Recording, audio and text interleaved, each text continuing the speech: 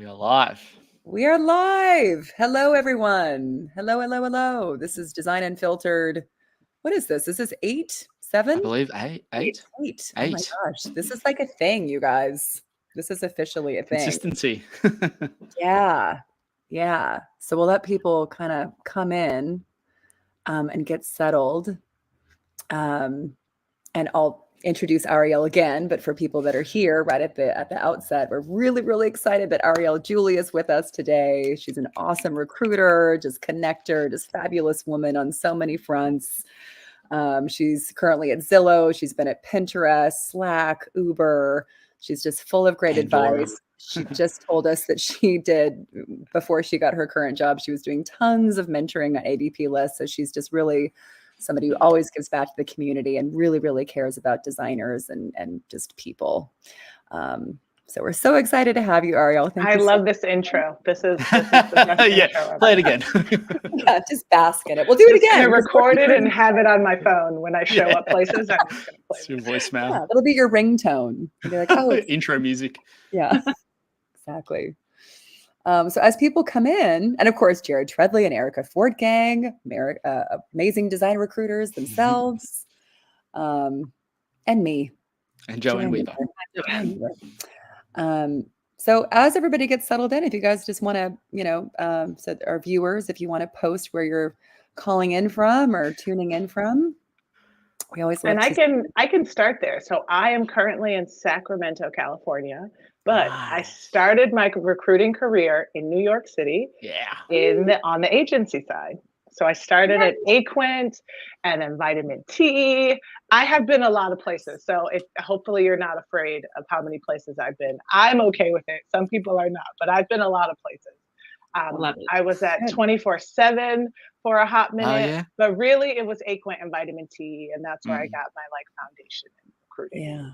You were in the trenches with us. I was. And then I crossed over to the dark side in 2012. Yeah. Nice. Yeah.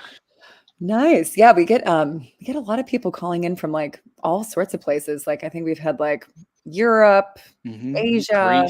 Greece. I remember that stood out. Yep. Yeah. Oh, how cool. Yeah. Very helpful. Cool. Yeah. And when we did the podcast with Lena, was she calling in from Europe? She was there at the time. It was a bit later in the evening for her. Yep. Yes. That was super fun, that one as well. That's why I'm so excited to have you back. Yay. Boston. You're having a little pre-chat before we went live, and we had so many ideas. We were bouncing around amongst the four of us, and I know this is going to be an amazing session. Session. As always, if you do have really specific questions that you want some answers to or discussion on, drop them as a comment. We see them coming through, and then I'll try to pick them out and put them on the screen and highlight them. And it really we can talk plenty, but we would love to use that energy to talk about the things that everyone wants to hear about as well. So if there is anything really specific that you think we can comment and discuss on, drop it as a comment so that we'll see it and then we can dive into it. I see a fellow Hudson Valley. Hey, Well, there you go. Sergey, yes. Nice. We're neighbors. Yes, very cool. I think maybe Sacramento. I can't tell if this comment means that this person lives in Sacramento or they're happy that I live in Sacramento. I can't tell. I'm not sure what that, pretty cool on both fronts. I'll take either. Yeah. Nice. That's great. Nice. Brian is there too. Hey, Brian. Also California, San Diego, I believe Brian's in. Oh, cool. Also West Coast. So there you go. Right I love that. Right on. How Californian. Right on.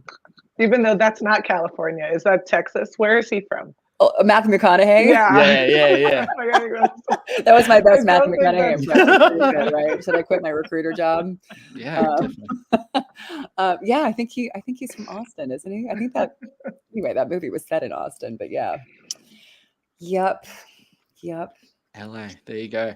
Should we maybe while we are getting spun up and getting going, I would love to just dive in and start chatting about things. But maybe Ariel, you could discuss a little of your current kind of role in Zillow. And you've Oh been in yeah. this talent space for many years and often worked with creatives and designers. But I know there's so much more to what you do, and I think what you're doing now as well at Zillow. So maybe you can bring us up to speed a little bit on the current work you're doing. Yes, awesome. And I love the comment from Mike. I think a lot of people at Zillow are very happy. Excellent. Zillow is a great company. I am not here to like pitch you on Zillow or rep Zillow, but what I'll say is that I'm in a role now where I oversee talent brand, which is employer branding. So I'm taking my recruiter hat, and now I get to use that lens to say what's attractive to people, what would attract people to Zillow, like what specifically about our culture or our benefits or our setup is attractive enough to make people either come to these recruiting events or apply. We are also hiring in Mexico City, which is super exciting. So I got a chance to go down to Mexico City a month ago. Beautiful. And we threw this giant recruiting event. So it's a lot of fun. Now, my job is a lot of work. I am very tired, but it's a lot of fun. I love that. I love schmoozing. I love meeting people. I love throwing events. And we get to do a lot of that. And then in addition to that, there's newsletters, the career site, social media campaigns. And to clarify, it's the employer brand side of Zillow, not the corporate side. So if you're in LinkedIn, you probably see Zillow posting things that feel very like real estate driven, like to that kind of consumer base. My consumer base is who would work at Zillow, which is basically every role you can think of, but it's a different message. Yeah.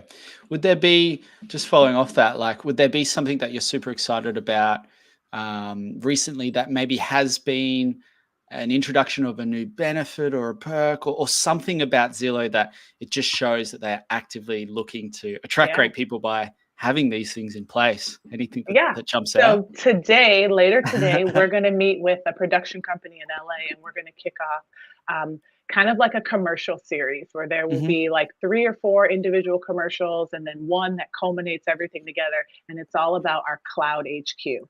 So Zillow is very, we don't like to say the word remote, but we are distributed because we do come together at least once a quarter.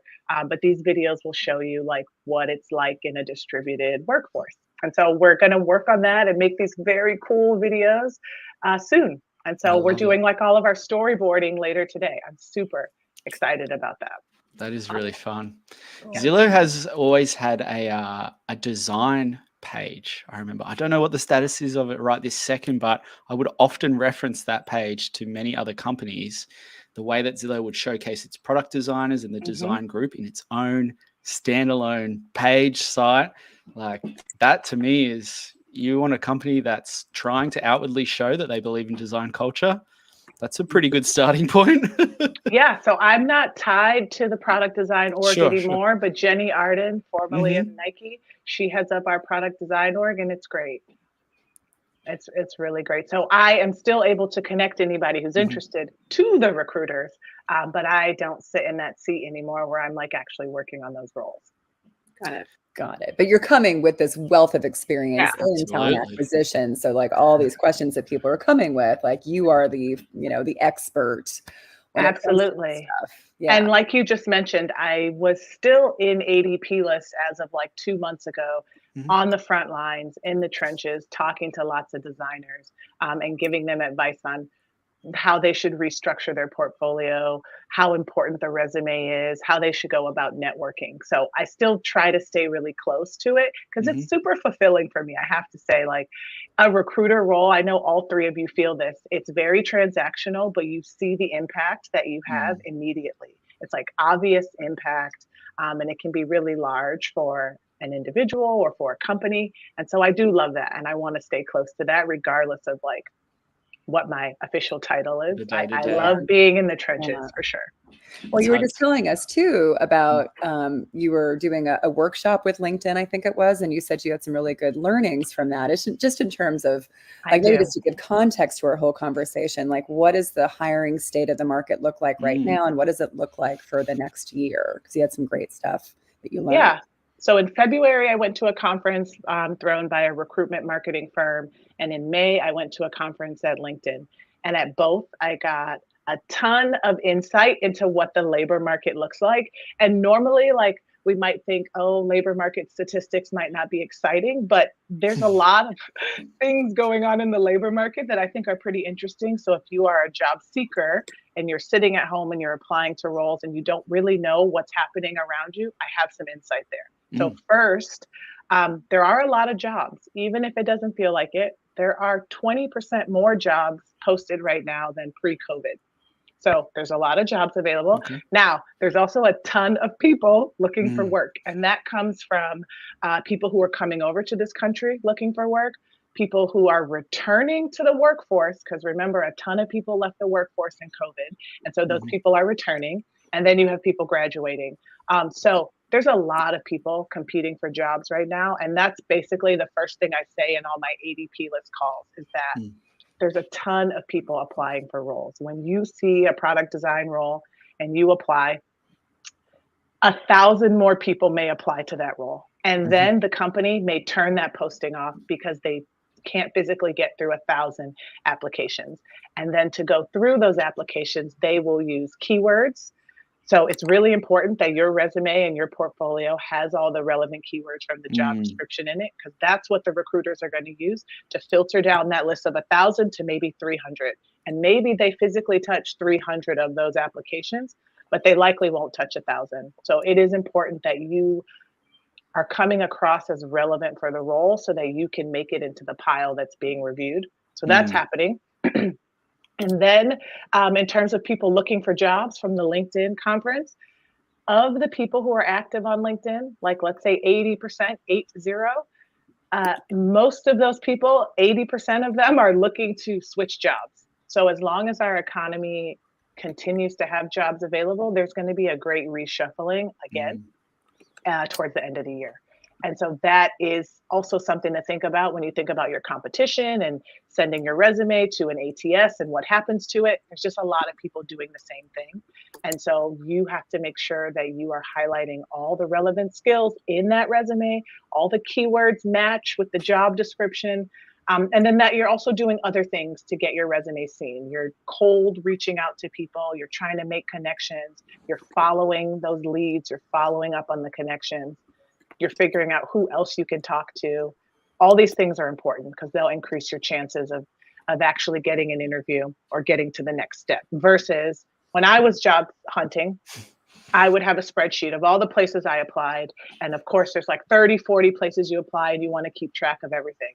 But that's not enough. You also need to look at who's at those companies, see if you can touch someone, get a hold of someone on LinkedIn, get to that next step, because if that person's not the right person, then asking, is there a better person that I can talk to about this role? And one of the points I want to make is cold reaching out is very overwhelming for most people. Like unless you're in a sales role, you don't love cold reaching out. But the key to it is to keep it super, super short if you want someone to read it and you want them to action on it. So if I get a message from someone and it's, hey, you're at Zillow, that seems like a great place to be. I'm interested in this product design role. That's it. Do you know who I should talk to? Maybe that's one extra sentence. I'm likely to digest that pretty quickly and forward that person along or respond and introduce them to someone. But when I get the message that's like multiple paragraphs, it has a resume attached, it's your life story, it's why you're super excited, I'm not even going to finish reading that message. And I would like to action on it, but I probably won't, because then I'm distracted by something else that comes in that's much quicker that I can action on. That's a great reminder. Just, I think for everyone, like I tend to be very loquacious in my emails, like to clients, like my write-ups are really long. So I'm always trying to shorten it because I know that I too also respond to things that are just like little bite-sized pieces, but like really effective, like and efficient, right? Like if there's somebody that they're coming referred to me by somebody, like drop the name. Name drop, yes. Name drop in the first line. The first line should be, Ariel Julie told me to reach out to you. Do that right away and then say that you're interested in the role at Zillow so that you can hook them. And depending on the power dynamic, okay? So like if your referral is someone important, drop their name. That's the first word in the message. Mike Jones told me to reach out to you so that that person can take note of that and make sure to action on it, because that's an important person for them to follow up with. So I see the note here about Your profile summary should not just be a list of your skills. That's advice I give people too. I definitely don't think when someone says, tell me about yourself, that you should recite your resume. They already have your resume. You should say something that is a little bit more insightful, dynamic, and memorable. Ooh, I'm going to go on a small tangent, but when I'm on ADP list, I'm always looking through people's profile to find what's unique about them and what's memorable. And then I'm coaching them to lead with that. For example, there's a guy who I'll never forget, and he's a really great pianist. And so we rebranded him as the piano playing product designer. And I'm like, that's what you're going to lead with every single time you talk about yourself, because people will remember that. And if they're interviewing 5 people, they're going to remember the pianist of the group for sure, even if you're not the best candidate. So insightful, unique, something memorable. I love that. That way you can stand out in that pile of 1,000 applicants. I went to a sales seminar and they were saying this woman was branding herself as like, I write everything. I'm a copywriter. I do long form, short form, headlines, da da da. But then she wasn't getting any interviews. And then as soon as she was like, I'm a healthcare writer that writes about diabetes. Whoa, like through the roof, right? Because then like people could actually, they could latch onto it. It actually means something. And there might not be as many opportunities out there, but the ones that are specifically for her, she's going to be like a slam dunk match. Absolutely. And I think a lot of people who may be newer and earlier in their career think that we should use a lot of words and we should use corporate words. But I think the simpler the word, the shorter the word, the more impactful. Because often I will read someone's summary and I'll say, but you didn't say anything. Like you didn't tell me anything about yourself. Yeah. What did you say? There's a lot of words here. And so I feel like I'm always coaching people to just keep it really simple and unique. Yeah, I love that. Yeah, and especially in your reach outs. I'll tell you someone who just reached out to me the other day and I got back to him because I laughed out loud. So we posted a role, not my role, but his message was, you are brave in LinkedIn. And it was like, whoa, posting a product design role right now, that's brave. You're going to get a lot of responses. And I didn't even post it, but I laughed so hard and I passed him along to the team. And I think he did get to talk to a recruiter based on that. So something unique will go a long way. Definitely. It's personable, bit of personality. And if it gets you in the room, then you get your shot, right? It doesn't guarantee you the job, but at least gets you in the room to at least begin things and to really tell them a bit more of the story, which is, step one and super important.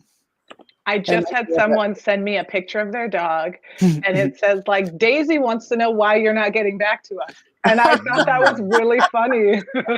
Now, there's a risk that the file is way too large to make it through a spam filter, but it was really funny. And I did respond to it. Sounds like there's an element of playfulness. Oh, sorry. Go ahead, Erica. Oh, no, I was just going to say, sounds like you would enjoy seeing those, some people send gifts out to, or GIFs, however people say it, in their emails, kind of like, why haven't you responded?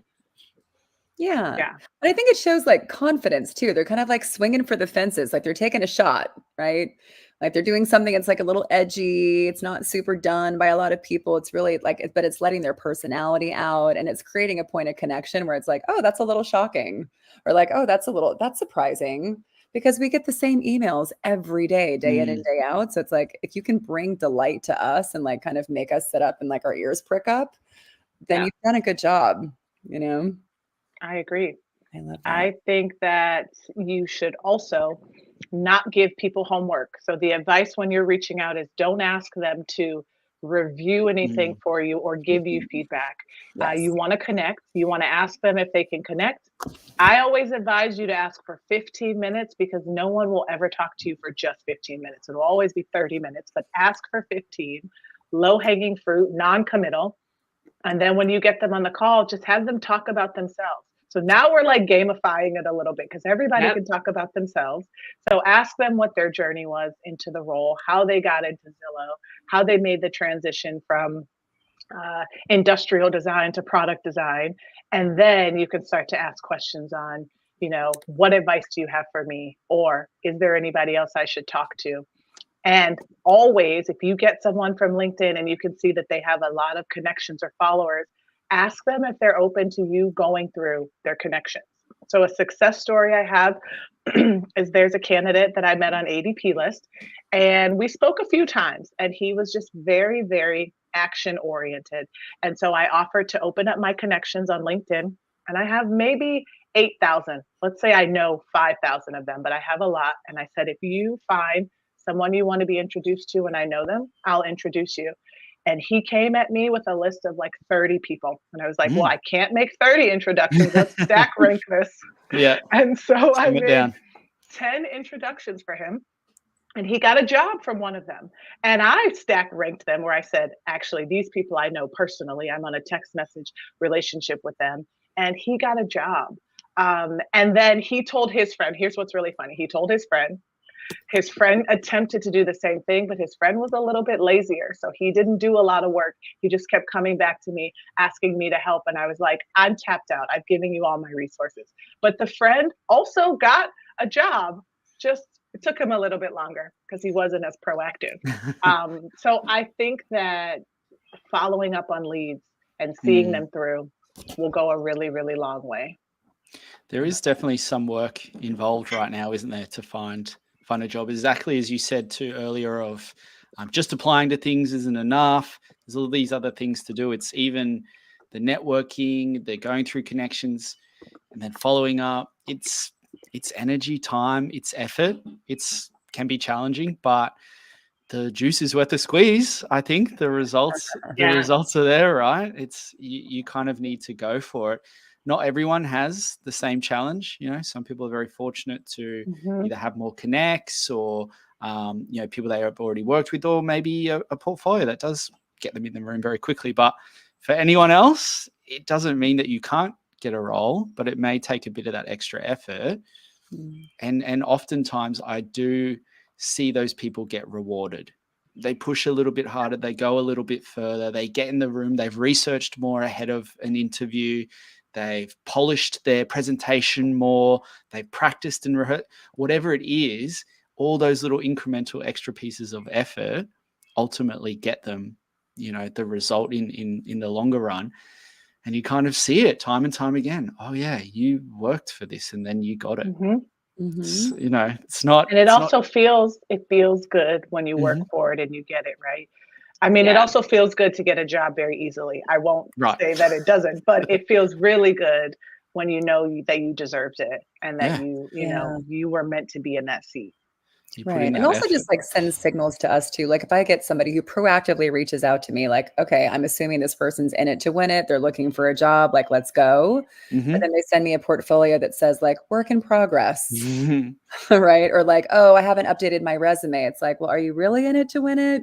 I know. I want to see this like fleshed out. I want to know that you have put in the work and that you do care. Because if I'm going to be attaching myself to you, like I'm going to be working hard on your behalf. Like we all work hard on our people's behalves. So we want to make sure that we know that person's going to be willing and able to put in the effort. And so what they're sending us is a good indication of that. Yeah, absolutely. And right now, because they have so much competition, the lazy effort isn't going to cut it. There's just more people who are putting 110% in at the exact same time. Yeah. One real quick point on that I notice too sometimes is that, I'm really eager, I'm really keen, I'm looking. And then, maybe you're like, oh, great. Well, this company is interested. They want to have a chat to you. When are you free? Oh, I don't really have a lot of availability. Maybe in a week or two's time, I've got an hour on, in 2 weeks time, you're like, what? Cognitive dissonance. How are we, so it's like, those little indirect signals help, people that are, okay, put me in the ring. I'm ready to go. Like I've got time this day. I've got blocks on this day. I've got a block on that day. Like when would they like to meet? I could meet tomorrow. Like I'm ready to go. And that helps. And when it's not that, obviously some circumstances aside, I'm away. I'm, whatever, I'm getting some surgery, no problem. But when it doesn't, you don't know that there's any reason and you just don't have the time to meet with someone for an interview. Well, guess what? Someone else is available. I know. There's someone else who's hungrier and they will make the time. Yeah. That is that challenge right now. So a LinkedIn user, there's so many anonymous LinkedIn users. Is that like, I've noticed that. I don't know what that is. everybody's so shy today. Everybody's so shy. And by the way, please, as we're talking, like, don't be shy. Like, please put in questions for us, for Ariel. You've got this like brain trust here that's just ready, willing, and able to share answers to your questions. So please, send us your questions. One of the questions I'm seeing on here is something that we at Design Unfiltered have received a lot of requests about, is around using AI for hiring and having bots. So we've all done coaching, and I think there's a lot of existential angst from people around, like, is my career being handled by this like weird AI god behind the scenes? And like, what do I need to do to make sure I get past the bot? Maybe you could speak a little bit about, like, how does that actually work internally at the companies that you've worked at? And what do people need to keep in mind when they are formatting a resume or applying certain ways? Yeah, so my personal take, and I'm saying personal because at Zillow, they are very pro AI technology. So we use it in a lot of different ways. But personally, I think we all have to remember that there aren't any checks and balances for AI yet. So you cannot just create something and send it out. You have to comb through it and maybe pull some stuff out, personalize it, tweak it, but you cannot just rely on AI to put together a message for you that you shoot out and you haven't given it a once over or tweaked it a little bit. It's just I personally think that you're doing yourself a disservice by kind of going that route. But what I'll say is the way that AI is used from the recruiter side in-house is that it's used a lot in the ATS platforms to stack rank candidates. So instead of so it's more like that 1,000 application pile that I'm talking about. When we whittle it down to 300, then we stack rank that 300, and the bots or AI is basically saying this candidate is the most relevant to what you're looking for, and it's only going off of the resume and the portfolio, maybe their LinkedIn if you've included a LinkedIn link. So that means it's up to you to make sure you're conveying how relevant you are for these roles. So I don't want to say you need a different resume for every job, because ideally you're looking for the same set of jobs and it's not a brand new skill set. But if you don't have it clearly labeled or called out, or the keywords that match what the job is looking for, you're definitely going to get overlooked. And you're not going to make it into that stack ranking. And I know people want to gamify this. I don't think gamifying it will help you in the long run, but let's say you want to figure out how to gamify it in the short run. It's all about the keywords, padding those keywords. For example, if you have been a product designer for 5 years, but you've only had a product design title for 1 year, you're going to fall down in that ranking. You're not going to come across as strong as someone who's had 3 product design titles at different companies, even though you both have the same amount of experience. So that's like a way to look at it in terms of gamifying it, like how much weight the title and the experience holds, and making sure you convey that. Now, if you haven't been a product designer for all 5 years, that's going to come across when you interview. You can't fake that. But if you were trying to fake it, it would be changing that graphic designer title to maybe say visual designer, or changing that UX designer title to say product designer. It might get your foot in the door, but you still have to back it up when you interview and when you show your work, right? So I just think AI helps with convenience. I'm not one of those people that thinks it's going to take away jobs from physical people. It's going to make physical people's jobs much easier. But if they don't check it and look at it, it's just going to make you come across as a little bit sloppier, generic, uninformed, because you're not actually doing anything with what the AI delivered to you. Like, they gave you this template. So now go into the template and put yourself into it, personalize it, make it make sense. That was my AI soapbox. And I have so many thoughts on AI images. Jesus Christ. Like, that's a whole other thing, especially as a Black woman. AI has not figured out braids yet. If you see an image of a Black person and it's an AI image, look at the bottom of the braid. It's like they just give up. Like they go all the way down and then it's just done. Or like the fingertips are just fingers.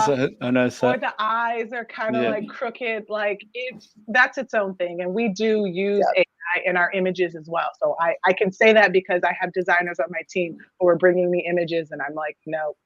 That's not gonna work. No. It's got a ways to go. It's got a ways to go. Yeah. But it's a good starting point, right? I guess. So that's my take on AI and hiring. Now, if you are using AI to craft messages to people, don't forget that if other people are using AI to craft messages to people, you could very well be sending a very identical message to someone too. So you do need to also change it up a little bit, personalize it for that person or coming from yourself. Yeah, and I think AI is just kind of a terrible writer usually. Like it's like I hear the word wooden when they describe AI writing, and I'm like, that's a perfect word for it. There's no like oomph, there's no personality. And I think something that's really become clear in this conversation, just that we've had so far, is that like personality and oomph really means everything. It's what sets you apart. Absolutely. Right. I think AI can be used to like, I use it for like shortening my emails or like, oh, maybe I need to summarize it in a way where it's just easier to let a bot do that. But I think like the juice of the message and the crux of the message, I think needs to come from the person for sure.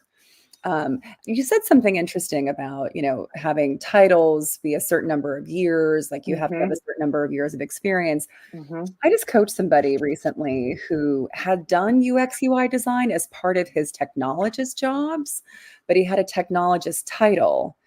So on his resume, he would say technologist / UX UI designer. But then on his LinkedIn, it only has the technologist title because he's like, oh, I don't want these companies to come back and be like, why did you put this title on there? That wasn't your title. What would you suggest for something like that? Yeah, so my advice comes from being a recruiter. Like if you're not on the inside, you won't have this insight. But choosing titles that are so specific to the company always hurts you. Technologist is both a broad title, but it's also still very niche and not a lot of people use it or know what it is. So I think saying technologist over designer could not hinder, but like you might get overlooked versus spelling out that you are a designer developer or that you can code, you're a designer who can code, calling yourself a technologist, just everyone isn't using that term yet. I don't know that everyone will use that term. He has the slash, right? Well, here's the thing. So he officially had the title. I think it was like web developer or something specific like that. But he was doing UX UI at the same time. That just UX UI wasn't part of his title. So to take your suggestion, he wanted to make sure that people knew that he had multiple years of UX UI experience, even though that wasn't his title. But then it might look kind of sketchy if he puts UX UI designer as part of his title on LinkedIn. That employer might come back. Ultimately, he is a UX UI designer, right? It's just the company labeled that as a technologist. I guess that's where I'm thinking the technologist comes from. Well, he did both jobs. He was a web developer and UX UI at the same time. Was he still at that company? No, these are past companies. I don't know. I'm kind of into tell me kind of what you do, I think, as your title, and then you can maybe describe further down in the description kind of like the split. But I would agree with Ariel. I think it's important to have everything stacked, like that's what you do. Sometimes as you start to get very niche like that too, that may not be appealing to as broad a range of companies, but it also makes you pretty stand out for the ones that utilize that niche skill set. So I know there's tweaking to appeal to the masses at times, but sometimes my thought process on things like that is like, okay, stay niche, but find your tribe of the other niche utilizers, the other places that can utilize more of that. But again, maybe this particular person's preference is to only be a designer now. They don't want to get overlooked for that and be discounted because they had a dual role in the past. So it's also tricky. The summary is a great place for all of your niche desires and wants, right? Like your title can be very, very traditional and basic, but then you can really like paint a lot of you can paint with more color and you can like tell a more vivid picture in that summary. Same on the resume, right? But I think people should be really, really basic and traditional with their titles. I don't think they should play around with titles, because I do think that's what pushes you further down in the stack ranking. Yeah. Would there be a couple of tips? And this is a little bit, I see Alana's question there as well, asking about standing out in the portfolio. But elaborating on that a little bit is maybe say in these places you've worked, you've taken from 1,000 down to 300, and then your team is running eyeballs over those and likely going into portfolios and stuff. What might they be looking then? Because you can't interview 300 people. You want to probably get that down to say what? 150, maybe 50 even, probably even less. I would say a hiring manager probably doesn't want to talk to more than 25 people. Right? And that's over months. But I would say after we whittle it down, then we want to look at direct industry fit. So for example, I can talk about Pinterest because I'm not there anymore, but like at Pinterest, the keywords I may have used would be looking for a senior product designer, and that person is going to work on activation, which means getting people to convert from free to paid, even though that doesn't technically exist at Pinterest, but let's use that example. I would say product designer, like I want to see that title, not just product design. I want to see designer. I want to see UI designer. I may want to see user experience spelled out. I want to see interaction spelled out. I would then start going into the community. Like I want to see activation maybe, or social. I might want to see search and discovery, because these are all things you can do in Pinterest. So I would encourage people to think about the product that they're applying to. And now I'm going back on my advice of you don't need a million resumes, but let's say you're applying at Pinterest, you should think about the industry and the space that Pinterest lives in, and make sure that you are communicating that you've had experience with reporting or measurement tools or e-commerce or all of the things that Pinterest does. Video, photos, like those are things you want to get across. That'll help with the stack ranking, but it'll also help people see that you can be a direct fit. The relevance. I'm going to go on one more tangent about niches. In the product design world, it's assumed that everybody wants to be consumer facing. Everybody wants to be on the consumer side. But if you enjoy the reporting, the measurement, the enterprise, the monetization side, please play that up, because so many people don't enjoy it. So they do it, they get their foot in the door, and then they switch over to consumer.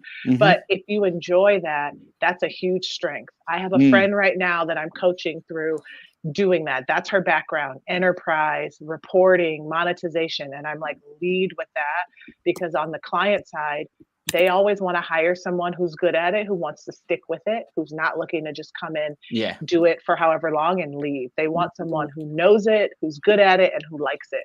So those niche things that may not be sexy, telecom, enterprise, again, dashboards, internal tools, lead with that stuff, because companies want someone who's excited about that. I had a conversation with one of the heads of talent at Anderson Horowitz, and this was some years ago, but all he wanted to know was, do we rep B2B and enterprise designers? That's all they wanted to know. So I think it's really big in the VC world, the startup world. I've also heard anecdotally that in a down market like what we're in now, that B2B enterprise internal tools tends to be really strong, because it's not as changeable by the market, right? The market is so fickle and so weird and up and down, but enterprise software is kind of that stalwart thing that's always going to be needed no matter what. Absolutely. Like if you are comfortable in a SaaS world, that's a little bit of, I'm not going to say stability. Nothing is 100% stable, but those companies kind of always are doing well. Right. So I think that's important. And then another thing that I pointed out to my friend is, as a designer, if you can show that you know how to design in alignment with revenue, like things that generate revenue, things that measure revenue, that report on revenue, either to your clients or to the company, highlight that, because everyone wants to know that you can be data driven and you can design with data in mind. And that is where a lot of designers fall off. If they don't convey it, or they don't have that experience, that's often how they get passed over for these client side roles. Is we hiring managers want people who we know can help with revenue. Like everybody should be helping at some point in the company, like in some way generate revenue, right? whether it's just Mhm. reporting it, but like being able to get that across is really, really attractive. Yes, Yeah. I actually had another coaching situation where they said if we're going to submit candidates to a company where maybe they don't have an open role, but we're just like, hey, do you want to see this person? We don't send their name, of course, but hey, do you want to see this person? And then in the bullet points to talk about how much they saved the company money Yeah. or how Mhm. much they earned the company money. Because it's really kind of Mm. like it comes down to brass tacks. Like, what have you done for me lately? Like, And it's money, hard to money. quantify. I'll say that it's Right. hard to quantify. If you're hearing this and you're like, I don't know how to find that out, Right. go talk to your product Yes. manager, go Mm, talk mm. to your partners and figure that out so you can start to have that stat about the work you're doing. Yes. Usually, by the way, if your team and your product gets highlighted in like an all hands meeting or it's on the company's roadmap as the focus, then you know you're tied to like the revenue generating like business stream. Mhm. But sometimes it's hard to figure that out. Yeah, Yeah. that's interesting. What would you say is a quick tip? I'm seeing some good questions kind of flying in here, but to generalize them a little bit more, it's like people are asking you about the right keywords maybe to put on the resume. Would a top tip be like looking at the advertisement or the job description, for example, the job that you want to apply for, and trying to just reflect the language that maybe the job ad is using when, I guess. 100%. And then also, in addition to that, maybe go over to their site, Mhm. go on their careers page and see how they talk about their company culture.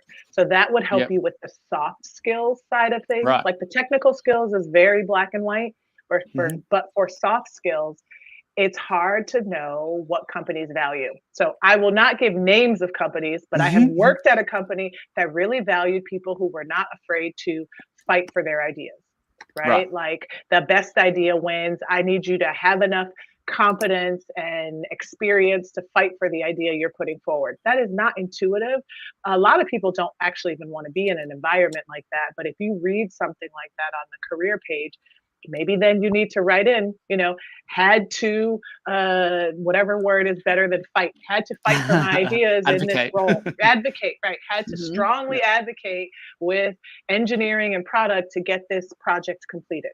And Mhm. that would be a soft skill nod that someone would pick up on and say, oh, okay, this person might be a good fit for here. Yeah. So Yeah. I'm not big on needing you to know every C-level executive's name at a company, but you should know what their values are, or at least the values Mhm. they're putting out. You should go to Blind. Blind is a very dark place, but it is often a source of truth. So that's what I'll say. It's Yeah. very dark, but it Yeah. is often not inaccurate. It is Yeah. accurate. So go to Blind, see what people are saying about the company culture. Make sure you're reflecting the words they're using when they talk about themselves. If this is somewhere you want to be, and I think that helps people make more of a direct match to like you in that role. Mm. Those are Cool. good points. Really good. You talked a bit about soft skills before we jumped on here as well. A lot of the time in your roles, you've been, you're that first touch point for Mhm. a designer or a creative. You're looking for certain soft skills. You're not always going to go in quite so deep on maybe the technical. The designers might do that, but yeah, what sorts of soft skills do you like to look Yeah. for? Signals of that, or things you Yeah. pick up on? Maybe even things people do wrong too. I know you I mentioned that love too. answering this question. I will tell you soft skills. When you are interviewing, you always want to come across as flexible. Mhm. Flexible, kind of number one. And by flexible, I mean, if you're giving an example of when there was change and you were pushing against that change or you fought that change, that's a bad example. Do not give that Mm. example because all companies want to know that when they change and they reorg, that you're going to go with the flow. And even if you don't want to go with the flow, don't say that out loud. Just hold it inside and pretend that you are going to go with the flow because that's how you will lose out on that role. So Immediately. being flexible, so this is the same, being open to change and kind Mhm. of maybe even explicitly saying that you understand that change is literally the only thing that's constant and that you will just, you'll make it work, you'll adapt. So those are big. Being good to collaborate with, that's a Okay. soft skill. Like when you are collaborating, are you basically convincing people to get on your page the whole time, or are you actually open to a new idea and a new way of doing things? So you should have an Mm. example in your back pocket of how you collaborated well. And A+ points if it's an example of a really difficult collaboration where you had to compromise and then you still had a really good outcome. Those are like the best examples. Let's see, collaborating, flexibility, being adaptable, change. Receiving feedback well. Oh my God, that's the biggest one. Yes. You have to be able to receive feedback well. If you are early in your career, people aren't going to expect you to give feedback well, but you have to be able to take it.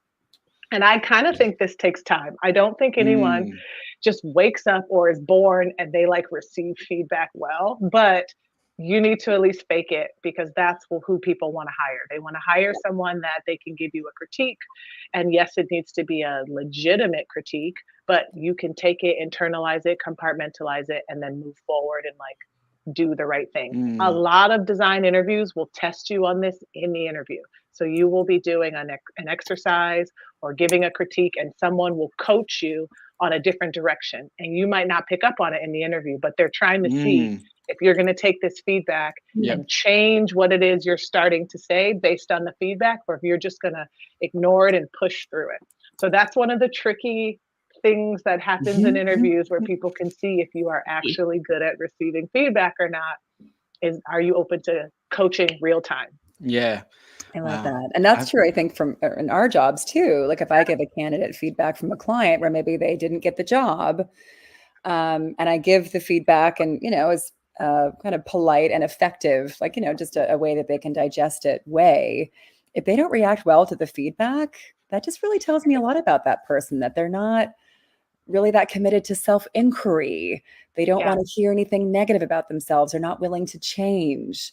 So to me, that's not the kind of person that I want to align with. Like I want to align with somebody. It's like, please give me feedback. They might not take all of it. They might not agree with all of it, but it's like, this is the way you landed on somebody. That's really good to know. And then you can make amendments in the future if you choose to.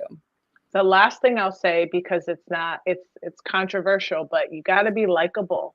And it sucks, especially as a woman, as a Black woman, to say you have to be likable. But real talk, if you are not likable, people won't hire you. Who wants to work with someone they don't like? So it doesn't mean that you have to tell jokes or be the life of the party or agree with everything, but you can't be grumpy or too stoic or not emote where people don't understand what it is or how it is to work with you. And that can come across in an interview. So the advice I give people, if they are maybe like an introvert or they're more pulled back, is to just say explicitly, hey, I'm really excited about this role. I tend to be a little more standoffish, just a heads up. If you need more from me, let me know. That way you've disarmed them. I love that. And even if you come off with like resting, face, they know that like you're aware of it. And you want to be better. But if you're not likable, you're not going to get the job. And this only doesn't apply in the engineering world, obviously. But like, if you are not likable as a designer, you're not going to get the job. Yeah. We've seen it. And we're seeing the impact of that even more so right now, because there are some really great designers technically that maybe aren't as likable in many environments, and this is a time that I think they're having a harder time, because the work itself just doesn't cut it as the only thing, right, as the only thing, exactly, because other people have to work with you, right? And then the more senior you are, you're setting the example, you're leading by example, and you get to set the tone the more senior you are. So I say controversial because I know people will have feelings about me telling people to be likable, but it is what it is. Well, and I think also too in this market, I think there's a lot of anxiety and a lot of fear. People have been out of work for coming up on a year, more than a year. So I think that there's a lot of nervousness and anxiety, like, oh my God, I finally got this interview, I really have to ace it.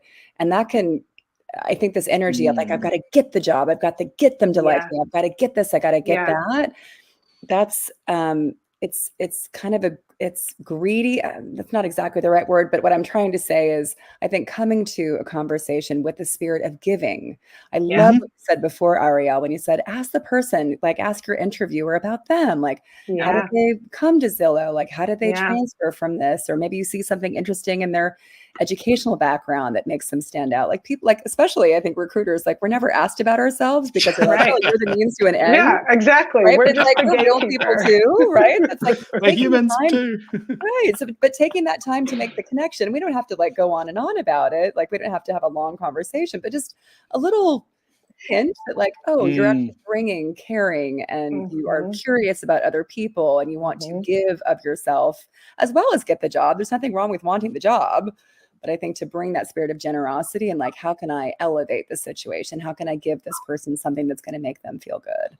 I think it's I'll give another example of a woman, and I won't say what company because then things, whatever. But she was great at her job. She's a great designer. But in the interview process, consistently, she always led with what she didn't have, what she was lacking.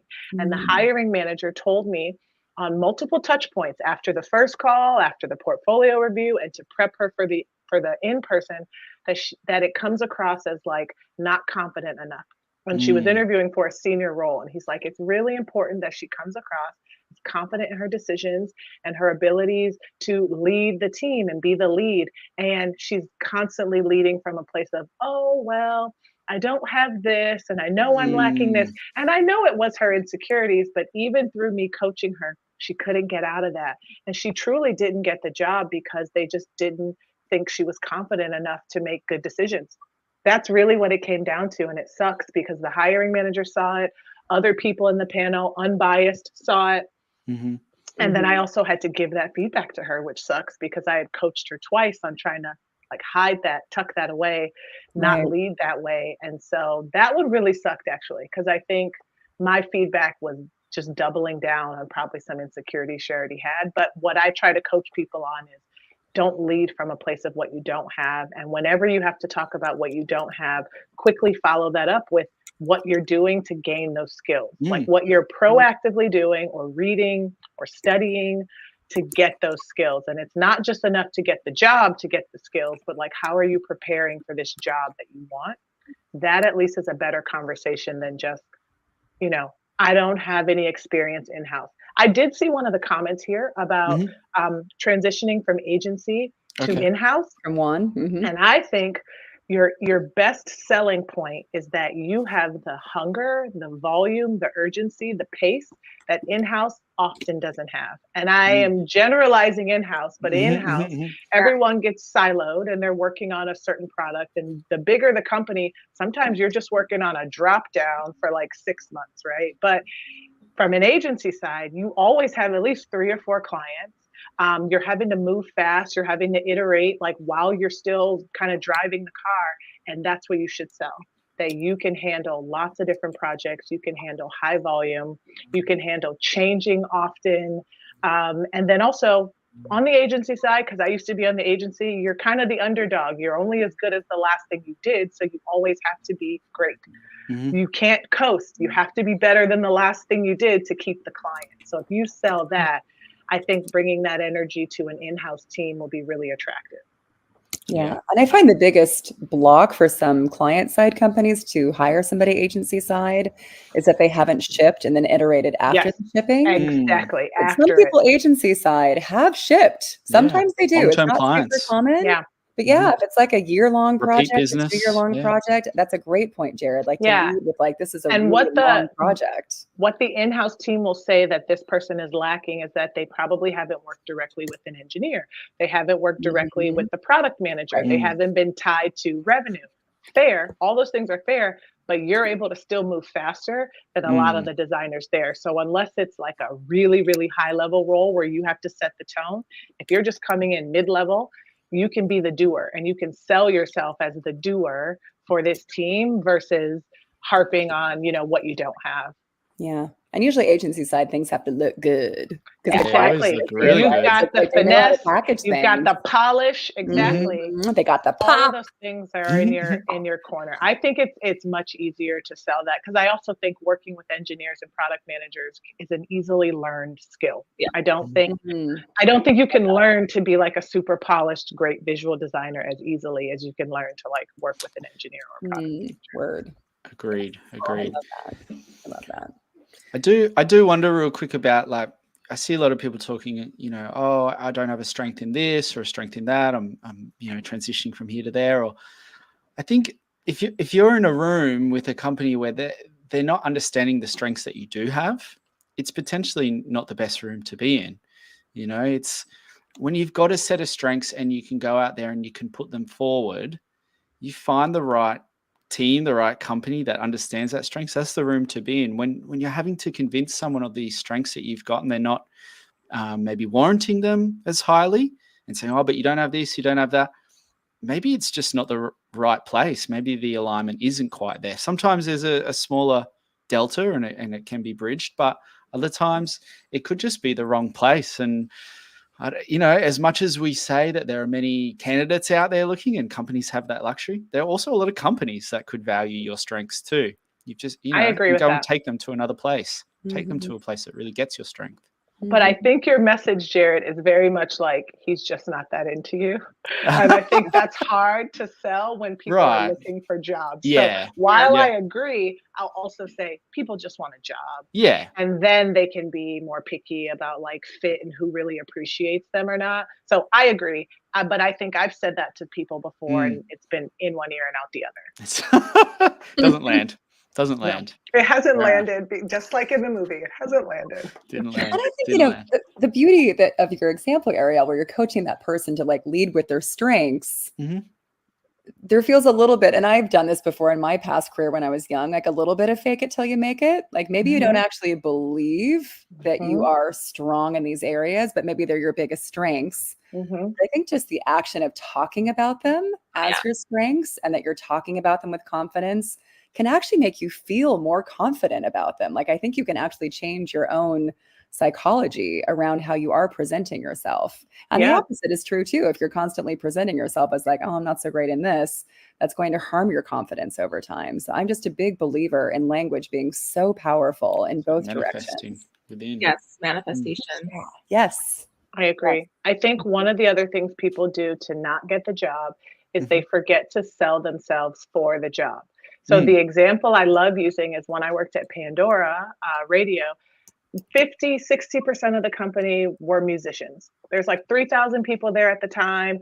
Everybody loves music. And when people would come into interviews, they would get so sucked in to the music and you only have 30-45 minutes for the interview. So you have missed your window of actually selling yourself for the role you came in for because you're vibing and you're having a great conversation with this person. That's good. But then you leave and in the debrief, they're like, well, I didn't really get a good signal on if this person can do the job. And that sucks. And so many people miss out on jobs because they didn't clearly connect the dots on being able to do the job. So when I was at Pinterest, they had a really low tolerance for long-winded people. And it was like my joke where I'm like, it's a zero tolerance policy here. You have to be concise, look up the STAR method, learn the STAR method, be concise. But I think that's just good advice for everybody. Like if you have 30 minutes with someone, 2, 3, 4 minutes max on this, like, do we like each other connecting part and get into the why you're a fit for the role. And then another piece of advice I give, especially for early career, is that if you don't know how in depth to go on your example, just ask. You meet someone and they ask you for an example, say, would you like a high level answer or do you want me to get really granular?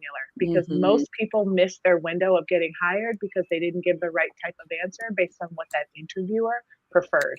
So then we get to a debrief and there's a bunch of us and one person says, this person was so long-winded and it's because they didn't want a long granular answer. They wanted high level. And another person is like, I just don't know if they can do the job. They didn't go in depth on any answers. And it's because they wanted the granular answer. And so that's a miss. And so I tell people to just ask and then you can answer exactly how that interviewer is satisfied instead of hoping that your answer lands. Just find out if it's going to land and give the right answer.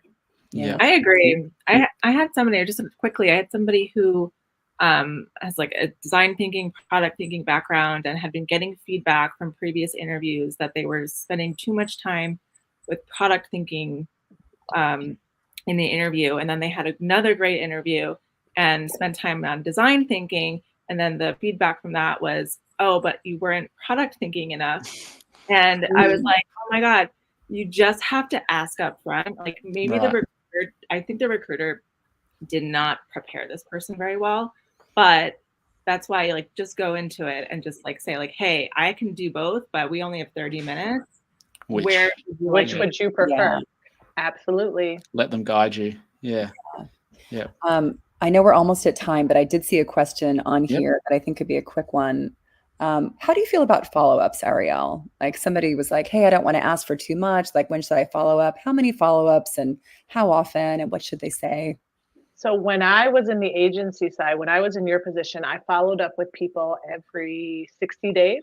I checked in and I would just have a calendar invite. Remember to tap so-and-so. I think that's a good window.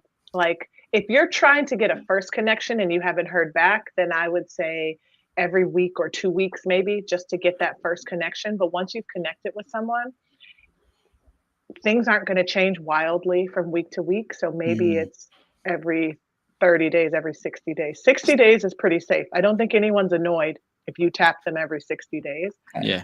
Okay. What about you want to give it some space? Great. And what if they actually apply for a job? Like how often? Oh yeah. So if you're following, I always say a week, like every week you check in.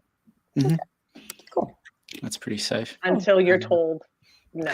Something definitive, at least. A lot of people are worried that they're, bothering people. And I'm just like, you just got to shoot your shot. Just nudge. You do, because we all have attention issues. And so even if you are bothering me, I'm distracted with something else. So just tap. Just tapping. I always say a lot of people are probably checking stuff on their phones, right? So like you could be in commute in transit or somewhere else or like with your kid or whatever, and then you totally forget. So do that. Think about how you are. And I think, so I don't have an Apple phone, but I think that like if you look at it on your phone, then it's marked red, right? And then if you didn't action on it, it's just on your watch. Yeah, it's just red, and then you never circle back because it's not marked on red. Yeah. I think a lot of people feel like, oh, I'm bothering somebody, but to me, it's like a service. Do me a service, like help me remember you, and please stay on my radar. And then if it's too much, I'll be like, oh, like maybe you could check in every couple months or whatever it might be. Yeah. That's a good point. I think we're at time, but I don't know if you want to do one more question or if there's anything burning. Yeah, so let me do the last one I see is about highlighting measurable results in a resume. And so for me, those are numbers. And I want to do my soapbox of numbers are that numbers look a lot of different ways. It doesn't have to be a dollar amount or an increase in a percentage. It can also be size of team, how many people. It can be how long it took. It can be size of the region, like what area you covered. So if you worked on rolling out a new process at your company, that's one thing, but you could say you rolled out a process that would affect 300 people. You did it in 6 weeks. You worked on a team of 5 people to get this done. And it covered the eastern region of the country. Like that's a much richer statement, and that shows impact, and that's measurable. So just think about numbers as timeframes, people, region, and not just money and percentages. And what if you don't know those numbers? Like how do you said talk to your PMs? Well, talk to your teams, because somebody knows those numbers, right? Because otherwise you wouldn't have a job if you weren't making any impact. Like someone will have those answers. So I would say just try to track them down. Or it could be the numbers around like the growth of the company. Like maybe you were employing, and those are easy, and then the team grew to 20 people. So you saw that hyper growth. Like that could be something too. And then adding to that sentence, like the team grew to 20 people in 90 days or in 6 months or over a year. Yeah. Oh my gosh, Ariel, it's been so incredible having you with us. Thank you so much for joining us. This has been so great. Thank you so much. You're welcome. Yeah. Oh, did we miss any questions? I think you muted. You're muted. Oh, well, just got a little hoarse at the end, a little emotional. Look, we're ending. Well, I would love to come back in the future. So definitely, I will be back. We would love to have you back. Thank you. We'd love to have you back. And thank you everybody for joining us. And thank you for your awesome questions. This will be posted once Jared has his little gnomes put it up on YouTube, I guess, but it'll be on LinkedIn. And we'll see you in a couple of weeks. So we'll see you at the next Duff. All right. Awesome. Bye, Bye. everyone. Bye. Bye.